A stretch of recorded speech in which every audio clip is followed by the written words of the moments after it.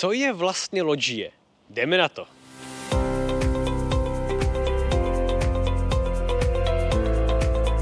Na internetu nebo na Wikipedii byste se o lodžích mohli dočíst různé definice. My se však dnes zaměříme na naše montované lodžie, které přistavuje k bytovým domům po celé České republice.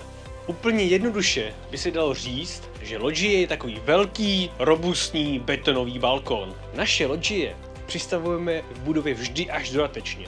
Buď jako náhradu stávajících balkónů, nebo tam, kde předtím žádný balkón ani lodžie nebyly. Mohou být založeny buď na základový bloček, opřením o základ, nebo na základovou platku. Po založení se montuje jeden panel na druhý, přičemž se jednotlivé dílce kotví do fasády. Tím, že je stropní deska uložena na stěnu pod ní, má lodžie vždy po boku nějakou konstrukci. V našem případě železobetonový panel. Na štířku má naše lodžie zhruba 1,5 m. Délka pak závisí na typu budovy. Nejběžnější rozměr je 3,60 m. Pokud je tomu budova přizpůsobena, může mít lodžie na délku až 6 metrů. Lodžie se následně kompletuje zateplením, omítkou, nátěrem, úpravou podlah, osazením zábradlím a dalšími prvky.